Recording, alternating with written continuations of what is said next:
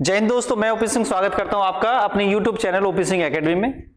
आज हम उत्तर प्रदेश पुलिस परीक्षा को लेकर दूसरा प्रैक्टिस सेट करेंगे और ये प्रैक्टिस सेट आपको पुलिस एग्जाम के साथ साथ ऑल अन्य एग्जाम में भी आता है, चाहे आपका पैट परीक्षा हो, दिल्ली पुलिस परीक्षा हो, कोई भी परीक्षा हो, आपके XYZ क्वेश्चन आते रहते हैं। तो यहां पर पहला क्वेश्चन है आज के दूसरे प्रैक्टिस सेट का कि 18वीं उत्तर प्रदेश विधानसभा में कुल महिला सदस्यों की संख्या कितनी थी। तो क्वेश्चन किसी भी परीक्षा में आपको आता रहता है, 18वीं उत्तर प्रदेश विधानसभा में कुल महिला सदस्यों की संख्या कितनी थी। तो ऑप्शन है आपका 52, 47, 37, 30। तो चार ऑप्शन लिखे इसमें, तो आपका राइट आंसर है बी ऑप्शन, यानी कि 47। अब यहां पर ध्यान देने योग्य बात है कि विधानसभा क्वेश्चन अगर आ जाए कि विधानसभा में कुल सीटों की संख्या कितनी है यूपी में, तो विधानसभा में सीटों की संख्या है कुल रूप से 404। यहीं पर फिर क्वेश्चन आपसे पूछ लेगा कि निर्वाचित सदस्यों की संख्या कितनी है, तो 403, क्योंकि इसमें एक सदस्य को राज्यपाल द्वारा मनोनीत किया जाता है। तो उत्तर प्रदेश, यहां पर अभी और क्वेश्चन देखें कि उत्तर प्रदेश का यदि प्रशासनिक व्यवस्था देखें तो यूपी में लोकसभा की सीटों की संख्या पूछ लेगा। तो यूपी में लोकसभा की सीटों की संख्या है 80। यूपी में राज्यसभा की सीटों की संख्या पूछ लेगा तो 31 है। यूपी में विधानसभा की सीटों की संख्या पूछ लेगा, विधानसभा की, तो 404 है। निर्वाचित की पूछेगा तो 403 है। यूपी में विधान परिषद की सीटों की संख्या पूछ लेगा तो 100 है। तो इस तरह से क्वेश्चन आपको आता रहता है। यह है यूपी की प्रशासनिक व्यवस्था। यूपी में लोकसभा की सीटों की संख्या पूछे तो 80, यूपी में राज्यसभा की सीटों की संख्या पूछे तो 31, यूपी में विधानसभा की कुल सीटों की संख्या पूछे तो 404, यूपी में विधान परिषद की सीटों की संख्या पूछे तो 100 है। तो इस तरह से इन सभी, चाहे लोकसभा की हो, चाहे राज्यसभा की हो, चाहे विधानसभा की, यूपी की सीटों की संख्या समस्त राज्यों में सबसे ज्यादा है। यहीं पर एक क्वेश्चन और मैं आपको बता दूं, क्योंकि बच्चों ये ध्यान रखना, क्वेश्चन को रट के तो बहुत लोग पढ़ाते हैं कि उसने रट रखा है तो आपको एक्सप्लेन कर देगा, लेकिन मैं आपको ये बात बता रहा हूं, जहां तक भी मेरे स्टूडेंट जो सुन रहे हैं, कि मैं यहीं से आपके बहुत क्वेश्चन करा सकता हूं जो आपको विभिन्न परीक्षाओं में आते हैं। तो ये चीज ध्यान रखना कि यदि मैं आपसे पूछूं कि पूरे भारत में कितने राज्यों में विधानसभा है, तो ध्यान रखना 8 जो 28 राज्य हैं और आपके 8 केंद्र शासित प्रदेश हैं, तो 28 के 28 में विधानसभा है, ये नोट कर लेना, विधानसभा है। 28 के 28 में क्या है, विधानसभा है। लेकिन 8 केंद्र शासित प्रदेश जो हैं, इनमें आपसे पूछे कि कितने राज्यों में विधानसभा है, तो वर्तमान में 3 राज्यों में विधानसभा है, जैसे जम्मू कश्मीर में है, जैसे दिल्ली में है, और जैसे पुदुचेरी में है, पुदुचेरी। तो वर्तमान समय में 3 यूनिटरी स्टेट में विधानसभाएं हैं और भारत के 28 राज्यों में विधानसभाएं हैं, ये यहां पर नोट कर लेना। चलिए यहां से आगे हम क्वेश्चन बढ़ाते हैं अपना आगे। नेक्स्ट क्वेश्चन है आपका, नेक्स्ट क्वेश्चन दे रखा है कि धर्म आदि के आधार पर विभेद का प्रतिषेध भारत के संविधान का अनुच्छेद 15 एक मूल अधिकार है जिसे इसके अधीन वर्गीकृत किया जाएगा।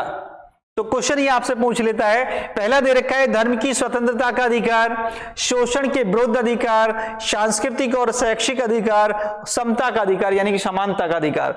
तो आर्टिकल 15 आपका क्वेश्चन है समानता के अधिकार से संबंधित। तो यहां पर हम एक्सप्लेन करेंगे इस क्वेश्चन को। ध्यान रखना, यहां पर एक बात समझने की है कि मौलिक अधिकार पूछता है आपसे, मौलिक अधिकार पूछता है आपसे, फंडामेंटल राइट पूछता है। तो वर्तमान में जो मौलिक अधिकारों की संख्या है वो 6 है और पहले जो थी वो 7 थी। वर्तमान में मौलिक अधिकारों की संख्या देखें तो 6 है और पहले कितनी थी, 7। तो सबसे पहले यहां पर हम देखा जाए धर्म की स्वतंत्रता का अधिकार, तो ये पहला जो आपका पहला मौलिक अधिकार आपको क्रम से पूछ लेता है मौलिक अधिकार। तो पहला मौलिक अधिकार यहां पर देखिए तो समानता का अधिकार है, समानता का अधिकार, फंडामेंटल राइट कौन सा है? समानता का अधिकार। दूसरा है आपका नागरिकता का अधिकार, नागरिकता का अधिकार। तीसरा मौलिक अधिकार पूछें तो शोषण के विरुद्ध है, शोषण के विरुद्ध, शोषण के विरुद्ध अधिकार। चौथा आपसे पूछा जाए तो धर्म की या धार्मिक, धर्म की स्वतंत्रता का अधिकार, धर्म की स्वतंत्रता का अधिकार। पांचवा आपसे पूछ लेगा शिक्षा, ये आपको पूछ लेगा अल्पसंख्यक के लिए होता है, अल्पसंख्यकों को उनकी संस्कृति व शिक्षा का अधिकार, अल्पसंख्यकों को उनकी संस्कृति व शिक्षा का अधिकार। और छठा मौलिक अधिकार है संवैधानिक उपचारों का अधिकार। तो इस तरह से ये क्रम से हैं उपचारों का अधिकार, इस तरह से क्रम से आपके 6 मौलिक अधिकार दे रखे।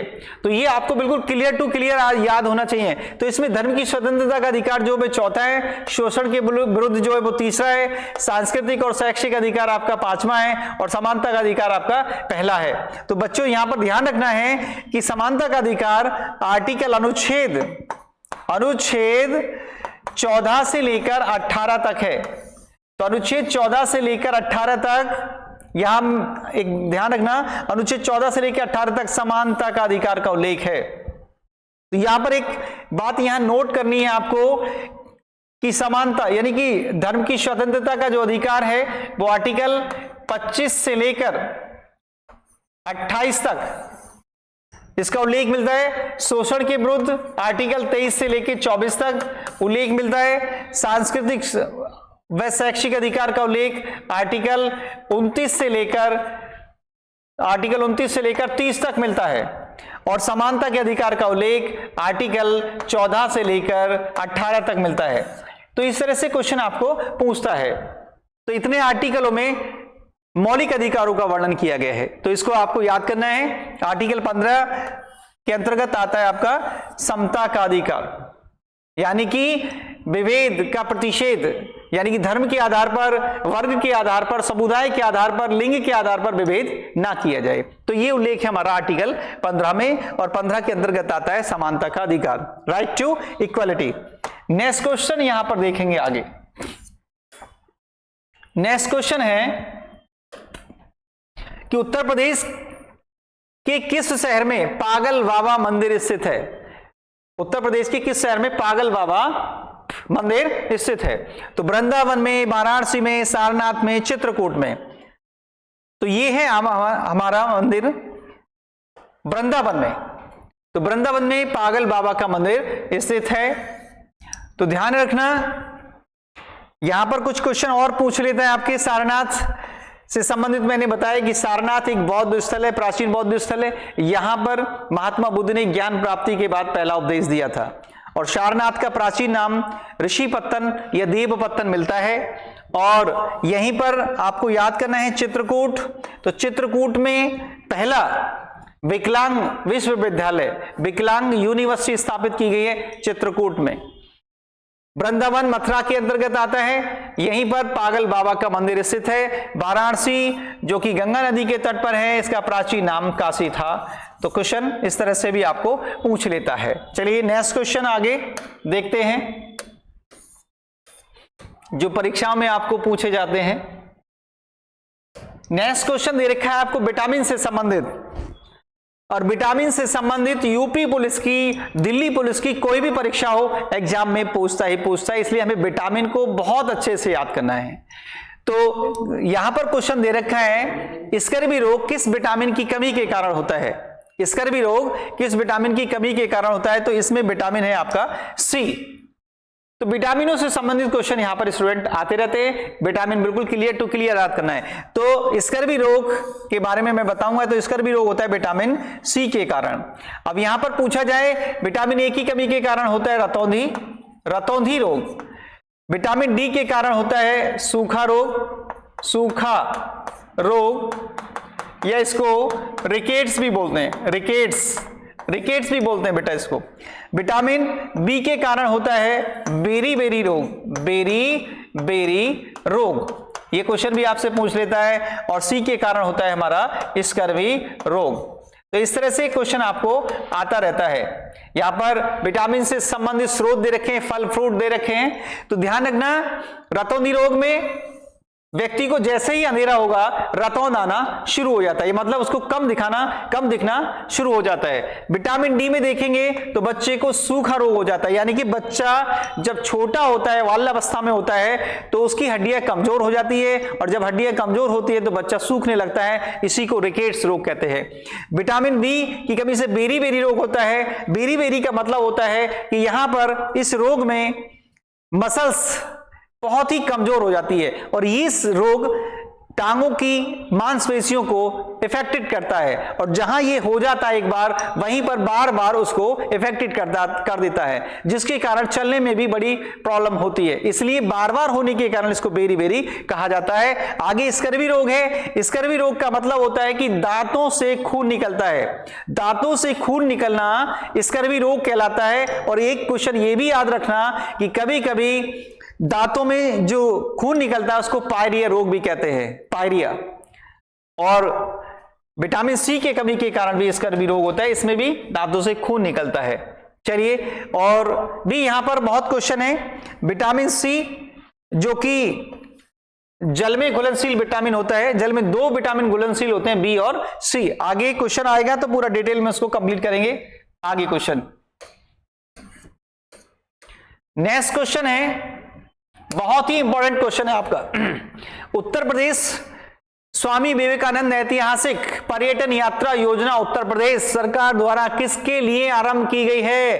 करंट क्वेश्चन है, मोस्ट इंपोर्टेंट है, वेरी इंपॉर्टेंट क्वेश्चन है कि उत्तर प्रदेश में विवेकानंद ऐतिहासिक पर्यटक यात्रा शुरू की गई है। किसके लिए शुरू की गई है? बुजुर्गों के लिए शुरू की गई है, युवाओं के लिए शुरू की गई है, महिलाओं के लिए शुरू की गई है, या मजदूरों के लिए शुरू की गई है? तो ये योजना मजदूरों के लिए शुरू की गई है। बहुत ही इंपॉर्टेंट क्वेश्चन है, ध्यान रखना। इस योजना में क्या होता है कि आर्थिक रूप से कमजोर लोगों के लिए यह योजना शुरू की गई है, और इस योजना का मूल उद्देश्य है कि गरीबों को आर्थिक सहायता पहुंचाना, यानी कि प्रत्येक गरीब परिवार के मजदूर को 12,000 रुपए की धनराशि इस यात्रा के दौरान दी जाएगी। तो ये योजना मुख्यमंत्री आदित्यनाथ योगी के द्वारा जी शुरू की गई है। ये उत्तर प्रदेश सरकार के जो मुख्यमंत्री हैं माननीय आदित्य योगी नाथ जी, उन्होंने ये यात्रा शुरू की गई है, और मजदूरों को आर्थिक लाभ पहुंचाने के लिए 12,000 रुपए की इसमें आर्थिक सहायता दी जा रही है, और यात्रा भी उनको कराई जा रही है। ऐसे ही बुजुर्गों के लिए भी एक योजना शुरू की गई है, आयुष्मान भारत योजना। आयुष्मान भारत योजना बुजुर्गों के लिए शुरू की गई है। इसमें क्या है कि जिन व्यक्तियों की आयु 60 वर्ष हो चुकी है या 60 वर्ष से अधिक है, उन लोगों को आयुष्मान भारत योजना का लाभ दिया जाएगा। प्रत्येक आर्थिक रूप से कमजोर बुजुर्ग व्यक्ति के लिए जिसकी उम्र 60 वर्ष हो गई है या उससे अधिक हो गई है, उसको आयुष्मान भारत योजना का लाभ दिया जाएगा, प्रत्येक बुजुर्ग को। इसलिए यहीं पर युवाओं के लिए भी मुख्यमंत्री स्वरोजगार योजना शुरू की गई है। मुख्यमंत्री युवा स्वरोजगार योजना शुरू की गई है युवाओं के लिए। महिलाओं के लिए भी मुख्यमंत्री सम्मान योजना शुरू की गई है। महिलाओं के लिए भी यूपी में मुख्यमंत्री सम्मान योजना शुरू की गई है। ऐसे मजदूरों के लिए विवेकानंद ऐतिहासिक पर्यटन यात्रा शुरू की गई है। तो यहां पर क्वेश्चन को ध्यान रखना और अच्छे से पढ़ना है आपको। नेक्स्ट क्वेश्चन है आपका, निम्नलिखित अंगों में से कौन सा अंग पित्तरस का स्राव करता है? साइंस का बड़ा ही इंपॉर्टेंट है। कौन सा अंग पित्तरस का स्राव करता है? तो इसमें है आपका यकृत। यकृत पित्तरस का स्राव करता है। तो ध्यान रखना है यहां पर यकृत, जिसको लीवर भी बोलते हैं, लीवर मानव शरीर की सबसे बड़ी ग्रंथि होती है। मानव शरीर की सबसे बड़ी ग्रंथि होती है यकृत। तो ये क्वेश्चन आपको बहुत ज्यादा याद रखना है। गुर्दा, जिसको किडनी के नाम से भी जाना जाता है, किडनी, जो कि रक्त का शुद्धिकरण किया जाता है। रक्त का शुद्धिकरण शरीर का कौन सा अंग करता है? किडनी करती है, गुर्दा करता है।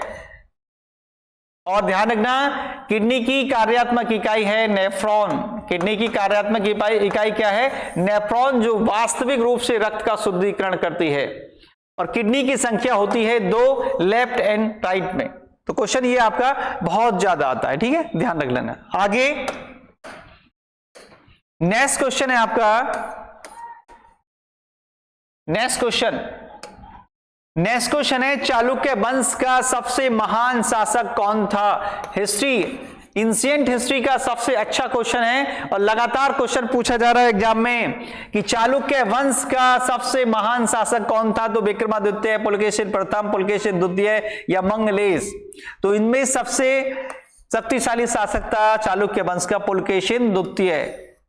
और पुलकेश, यहां पर एक बात ध्यान देने योग्य है कि एक पुलकेशिन द्वितीय से संबंधित है ऐहोल अभिलेख। बहुत ही क्वेश्चन आपको आता है ऐहोल अभिलेख। ऐहोल अभिलेख में पुलकेशिन द्वितीय से संबंधित महत्वपूर्ण जानकारी मिलती है और इसी में यह जानकारी मिलती है कि पुलकेशिन द्वितीय ने पुष्य भूति वंश के राजा सम्राट हर्षवर्धन को भी युद्ध में पराजित किया था। तो इसका उल्लेख मिलता है ऐहोल अभिलेख में। और ऐहोल अभिलेख किससे संबंधित है? पुलकेशिन द्वितीय से। तो ये क्वेश्चन आपको बहुत ज्यादा पूछा जाता है एग्जाम में। चलिए आगे नेक्स्ट क्वेश्चन हम देखें तो यहां पर क्वेश्चन एक आपको आता है बहुत ज्यादा इंपॉर्टेंट करके, बड़ा ही अच्छा क्वेश्चन है कि उत्तर प्रदेश में होली के त्योहार पर लठमार होली कहां मनाई जाती है? वेरी इंपॉर्टेंट क्वेश्चन है, चर्चा में रहता है हमेशा कि उत्तर प्रदेश में लठमार होली कहां मनाई जाती है? बरसाना में, मथुरा में, वृंदावन में, गोकुल में? तो कहां मनाई जाती है बच्चों? ये मनाई जाती है बरसाना में। अब देखिए एक बात है कि बरसाना में लठमार होली इसलिए मनाई जाती है कि एक बार भगवान श्री कृष्ण अपने नंद गांव से अपने कुछ मित्रों के साथ होली खेलने के लिए बरसाना चले गए। तो वहां पर कहा जाता है कि गोपियों ने उनको लठ लेकर दौड़ाया था। तो यही परंपरा चली आ रही है कि वहां पर लठमार होली का आयोजन किया जाता है आज भी। पूरे भारत की सबसे प्रसिद्ध होली जो खेली जाती है वो बरसाना में खेली जाती है। तो इसी स्मृति में ये होली खेली जाती है बरसाना में, जिसको लठमार होली कहते हैं। चलिए यहां से आगे क्वेश्चन आपसे पूछता है, बड़ा ही इंपॉर्टेंट, बहुत ही इंपॉर्टेंट क्वेश्चन आपसे पूछता है। नेक्स्ट क्वेश्चन पूछता है आपसे कि राज्य के खर्च पर हज की व्यवस्था करने वाला पहला भारतीय शासक कौन था? मेडिवल हिस्ट्री का बड़ा ही जबरदस्त क्वेश्चन है। तो इसमें 4 शासक दे रखे हैं, अलाउद्दीन खिलजी, अकबर, फिरोज शाह तुगलक, औरंगजेब। तो इसका राइट आंसर है फिरोज शाह तुगलक। तो फिरोज शाह तुगलक दिल्ली सल्तनत का ऐसा शासक हुआ है जिसने सबसे ज्यादा कल्याणकारी योजनाएं शुरू की थी। फिरोज शाह तुगलक ऐसा शासक है दिल्ली सल्तनत का जिसने सबसे ज्यादा कल्याणकारी योजनाएं शुरू की थी। इसको दासों का रखने का बड़ा शौक था। गरीब कन्याओं का विवाह करने के लिए एक खैराती संस्था इसने स्थापित की थी। गरीब परिवारों का इलाज करने के लिए फ्री एक हॉस्पिटल की इसने व्यवस्था की थी। लोगों को सड़क पर चलने के लिए सड़क के किनारे पेड़ लगाने की व्यवस्था इसने की थी। बागों का सबसे ज्यादा लगाने का शौक इसी शासक को था। तो फिरोज शाह तुगलक ऐसा शासक कहा जाता है दिल्ली सल्तनत के इतिहास में कि जिसने सबसे ज्यादा कल्याणकारी योजनाएं शुरू की थी। और इसी ने ही लोगों को अपने राजकीय खर्च पर हज यात्रा करने का भी मौका दिया था। हज यात्रा यानी कि जब इस्लाम धर्म के लोग अपनी जो इस्लाम धर्म का सबसे पवित्र स्थल है मक्का जो सऊदी अरब में है वहां यात्रा करते हैं, उसी को हज यात्रा कहते हैं, हज यात्रा। तो पैगंबर मोहम्मद साहब ने भी मुस्लिम धर्म को, इस्लाम धर्म को 5 पवित्र चीजें बताई थी, 5 मुख्य व्रत बताए थे कि आपको क्या करना है। तो उनमें एक हज यात्रा भी था, रोजा भी था, जकात भी था, तो इस तरह से कलमा पढ़ना भी था। तो ये सब 5 मूल व्यवस्थाएं पैगंबर साहब ने बताई थी। यहीं पर आगे देखें तो दिल्ली सल्तनत के इतिहास में फिरोज शाह तुगलक भी एक ऐसा शासक था जिसने सबसे ज्यादा नहरों का निर्माण कराया था। नहरों का निर्माण कराने वाला दिल्ली सल्तनत का शासक भी सबसे ज्यादा फिरोज शाह तुगलक था। और ध्यान रखना, ब्राह्मणों पर जजिया कर लगाने वाला पहला शासक भी फिरोज शाह तुगलक था। लेकिन क्वेश्चन आता है कि जजिया कर सबसे पहले किसने लगाया था? जजिया कर लगाने वाला पहला शासक कौन था? तो वो था मोहम्मद बिन कासिम। हिंदुओं पर जजिया कर लगाने वाला पहला शासक मोहम्मद बिन कासिम था, लेकिन ब्राह्मणों पर जजिया कर लगाने वाला पहला शासक फिरोज शाह तुगलक था। तो यहां से ये कुछ महत्वपूर्ण जानकारी यहां मिलती है फिरोज शाह तुगलक से। नेक्स्ट क्वेश्चन हम करते हैं आगे कि बांग्लादेश की स्थापना किस वर्ष हुई थी? क्वेश्चन लगातार आपको आता रहता है, बांग्लादेश की स्थापना कब हुई थी? 1971 में, 1973 में, 1972 में, 1970 में। तो बांग्लादेश की स्थापना हुई थी 1971 में। तो ये क्वेश्चन आपको आता है, ध्यान रखना। बांग्लादेश की स्वतंत्रता के लिए सन 1971 में भारत और पाकिस्तान के मध्य एक महत्वपूर्ण युद्ध हुआ था और इसी समय बांग्लादेश की स्थापना हुई थी एक स्वतंत्र राष्ट्र के रूप में। तो ये क्वेश्चन भी आपको सबसे ज्यादा आता रहता है। नेक्स्ट क्वेश्चन हम देखेंगे आगे, नेक्स्ट क्वेश्चन देखेंगे हम सबसे आगे इसमें नेक्स्ट क्वेश्चन है कि निम्न में से कौन सा राष्ट्रीय उद्यान अभयारण्य राजस्थान में नहीं है? तो ध्यान रखना है, रणथंभौर भी राजस्थान में है, सरिस्का भी राजस्थान में है, जयसमंद वन्य जीव अभयारण्य भी राजस्थान में है, लेकिन राजाजी राष्ट्रीय उद्यान उत्तराखंड में है। उत्तराखंड में है, जो कि हाथियों के लिए, टाइगर के लिए प्रसिद्ध है। टाइगर रिजर्व है राजाजी राष्ट्रीय उद्यान जो उत्तराखंड में है।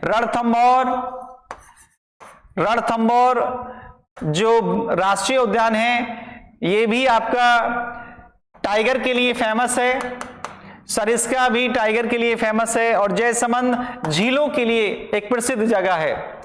तो बच्चों, मैं आपको फिर नेक्स्ट वीडियो में मिलूंगा अच्छे क्वेश्चन लेकर जो कि आपको परीक्षा में आए। प्रैक्टिस सेट करते रहिए, मेहनत करते रहिए और उत्तर प्रदेश पुलिस परीक्षा के लिए लगे रहिए। मैं नेक्स्ट वीडियो के साथ मिलूंगा, तब तक के लिए जय हिंद, जय भारत।